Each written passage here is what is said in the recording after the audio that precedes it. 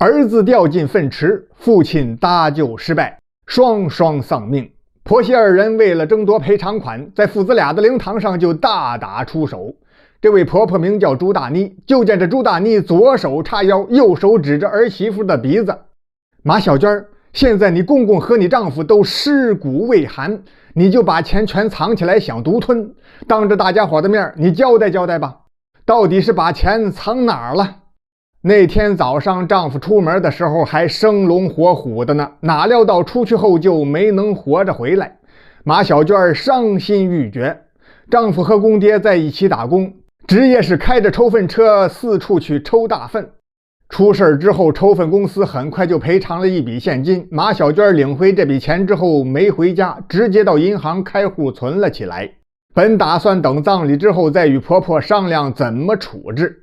现在婆婆怀疑她要独吞这些钱，马小娟是既委屈又愤恨，颤抖着拳头捶了捶胸口缓和情绪，然后说：妈，既然您知道他们父子俩尸骨未寒，为什么还在这个时候怀疑我呢？现在不是谈这些的时候。马小娟的意思是想说，妈您错怪我了，这是其一。另外一个意思就是等葬礼结束之后送走宾客，咱娘俩再好好商量赔偿款的事情。可婆婆朱大妮没这么理解，她此时已经认定着儿媳妇是要想独吞这笔赔偿金了。哦，哈哈，现在不谈，现在你不谈，等大家走了，剩下咱俩你就更不谈了。说着话，朱大妮伸出双手就朝马小娟抓了过去。这两只手指甲还挺长，跟鹰爪似的，要是抓到马小娟的脸上，立马就得满脸花。幸好此时身边的乡亲们有5、6个人一拥而上拦住了朱大妮，可大家伙拦住了她的胳膊，却没人注意到她的腿。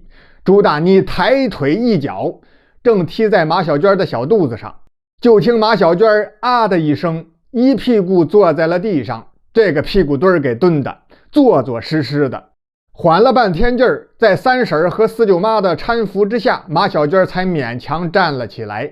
这时候有人就发现，哎呀，你流血了。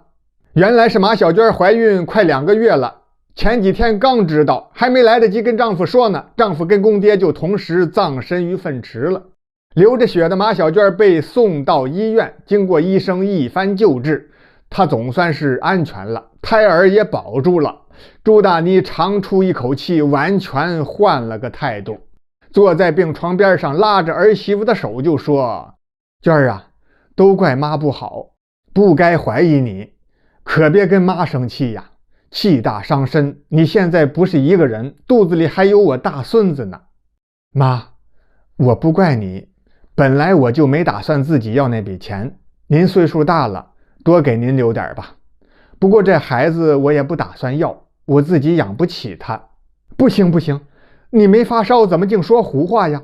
这孩子是你身上的肉，是一条命啊，怎么能说不要就不要呢？不要担心，妈我还不算太老，生下来咱娘俩一起养。最后好说歹劝，朱大妮主动说让马小娟当家，家里一切事务都让马小娟做主，包括财政大权，简直就是说把她自己当一个老妈子使唤就行。马小娟勉强想通了，决定生下这个孩子。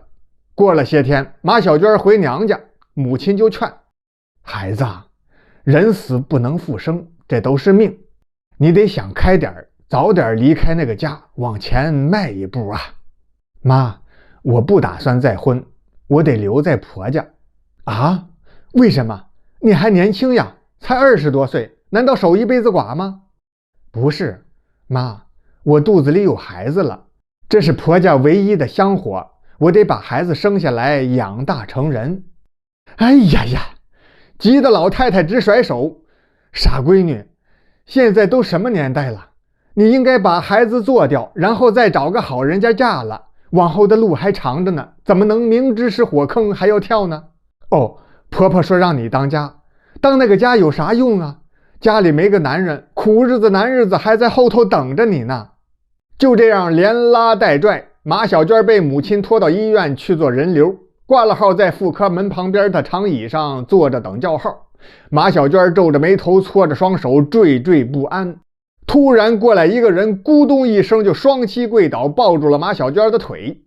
娟儿啊，你可不能这样啊！你肚子里不是一块死肉，那是一条命啊！不为我这老婆子着想，你也要想想你死去的丈夫和肚子里的孩子呀！我儿子活着的时候，他可是最疼你了，你怎么能忍心就这样杀了你们的孩子呢？说着话，一把鼻涕一把眼泪的就止不住哭了起来，引得走廊上的众人都把目光投向这边。原来是婆婆朱大妮不放心，自从儿媳妇回娘家之后，她就天天到距离亲家家最近的这家医院来守着，怕万一儿媳妇被亲家母带着来医院做手术。您还别说，这朱大妮还真有点诸葛丞相的智谋。马小娟的妈妈被气得咬牙切齿，真想跟朱大妮干一架。可她见医院里这么多人，瞪着眼睛紧握拳头，跺了跺脚，她忍住了。你这老太太真能演戏，又把我闺女给哄骗了。朱大妮领着儿媳妇马小娟回了家，甭提多高兴了。她不让儿媳妇动手，一个人忙里忙外把家里收拾得利利索索的，亲手下厨炖了老母鸡汤，糖醋鲤鱼、红烧猪蹄儿、清蒸莲藕，是醋溜豆芽、黄花菜，每顿饭都很丰盛。刚过了10多天，这天早上马小娟上厕所的时候，忽然觉得肚子疼，低头一看，哎呀，自己又出血了。朱大妮喊邻居帮忙把儿媳妇送到医院，医生立即展开抢救，孩子流产了，大人还在出血，血库里的血源不足。朱大妮撸起袖子就说：大夫，我跟儿媳妇血型一样，快抽我的血。以马小娟对婆婆的印象，反正孩子都没了，朱大妮是不可能给她输血的。可没想到婆婆朱大妮没有丝毫犹豫，就主动献血。马小娟脱离了危险，出院后在婆家调养身体，婆婆朱大妮忙前忙后的照顾，跟伺候月子一样。等马小娟完全恢复健康的时候，婆婆朱大妮因为献血后没有好好休息，一直忙碌，她病倒了。马小娟便反过来伺候婆婆养病，就这样婆媳俩的感情越来越亲近。过了2年，婆婆托人保媒，把马小娟介绍给了她娘家堂嫂的外甥。马小娟提出一个条件，要娶她可以，但是必须上门到她这边来生活，因为她要留在朱大妮身边给婆婆养老。对方点头答应，婚事就算成了。后来生了1儿1女，如今老二都会叫奶奶了，一家人每天都沉浸在幸福之中。